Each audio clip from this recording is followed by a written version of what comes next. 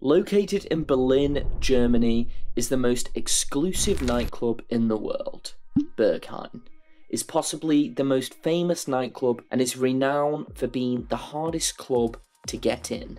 So hard, in fact, there's even an online simulator to train you into gaining entry. But Berghain isn't exclusive in the way that only celebrities can enter. In fact, being a celebrity doesn't matter at all. In this video, we're about to find out all about this legendary nightclub.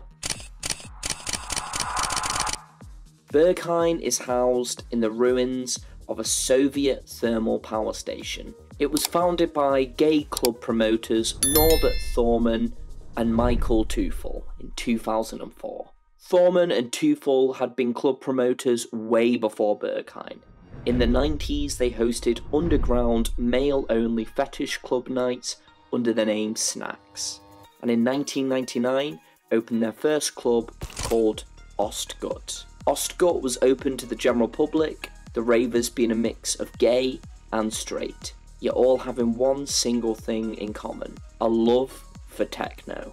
And remember, this is early techno. Despite its success, in 2003, Ostgut was closed and slated for demolition. Now it's actually been replaced by the Berlin Mercedes-Benz Arena. But with closure of Ostgut, Berghain was born, and in 2004, it opened as a reincarnation of Ostgut. Like Ostgut, the main feature of Berghain is techno, commonly being referred to as the world capital of techno. The nightclub consists of a main room, a smaller upstairs space called the Panorama Bar, which plays house and soft techno for a more mainstream audience, and then it also has a basement which holds a club called Lab Oratory.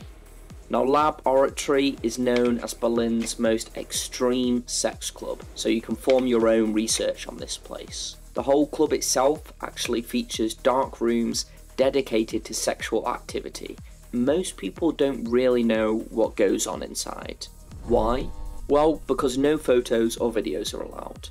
If you get into Berghain, a sticker will be placed over your cell phone camera, and honestly, this is completely fair. Berghain is all about the music and the experience. I've known people who have physically gotten in, and they still won't share what they saw in there. This creates a whole enigma around Berghain, which is why it's so famous. What happens in Berghain stays in Berghain. Berghain is open Monday, Friday, Saturday and Sunday. Queues can range anywhere from 2 to 5 hours. There's also an 80% decline rate. Even regulars sometimes get declined. So how do you get in? Well, nobody actually knows the answer to that question. I mean, there's hundreds of videos and articles online with steps on how to get in. This can range from wearing a mesh shirt, speaking German, wearing black, or just trying multiple times, but honestly, no one really knows. Some people say there's certain times when you're more likely to get in, like early morning on a Sunday, and some people say that tourists have a much lower chance. But the thing that people also forget is that not everyone can fit. Like hundreds and hundreds of people queue every single night, and the reality is that this would just be impossible to fit them all inside the nightclub. Of course, it's a very cool thing to say if you got into Berghain, but people forget its history, and that it started out as a gay club.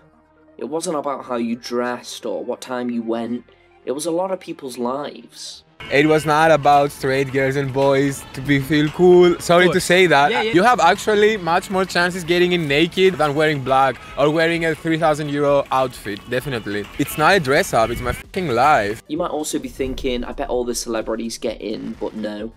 Firstly, they have to queue in line just like everybody else. And there's no guarantee at all that they'll get in. Allegedly, Britney Spears, Lady Gaga and Elon Musk have all been turned away. I do find it very hard to imagine Elon Musk in Berghain though, to be honest. So who's making the decisions? Who's calling the shots? Who is actually turning people away? Well, let's meet Sven Margaret, a somewhat celebrity in the German techno scene. Sven was born in East Berlin in 1962. In the early 80s, he began training as a photographer and eventually got publications in an array of various magazines.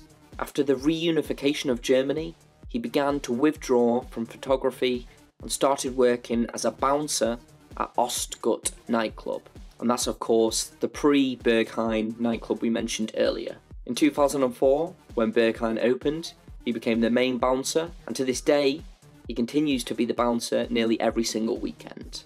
Although there is a lot of help from other bouncers. A funny story actually came out recently where Sven himself was rejected from a nightclub in Australia. In an interview with GQ magazine, Sven said in regards to gaining entry into Berghain, "I feel like I have a responsibility to make Berghain a safe place for people who come purely to enjoy the music and to celebrate. To preserve it as a place where people can forget about space and time for a little while and enjoy themselves." The club evolved from the gay scene in Berlin in the 90s. It's important to me we preserve some of that heritage, but it still feels like a welcoming place for the original sort of club goers. As mentioned earlier, there is a website called Berghain Trainer, which works as a simulator for gaining entry.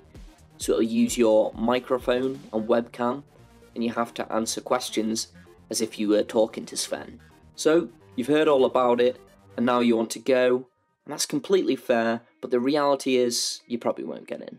It's worth noting as well that clubs in Berlin generally are notoriously hard to get in, so there's a lot of other techno clubs that Berlin has to offer where you'll also most likely get rejected from. But you know, maybe being in the queue for Berghain is an experience in itself. It's a bucket list item for many people, but make sure you're trying to get in for the right reasons. And if you do get in, remember, Berghain is not for the faint-hearted. Berghain is a safe haven, a place with no judgment. It's about the music and the experience. Also, I've not been myself, this is just information from various sources. But if I'm ever in Berlin, I'll be sure to give it a try. Thanks for watching, and don't forget to subscribe.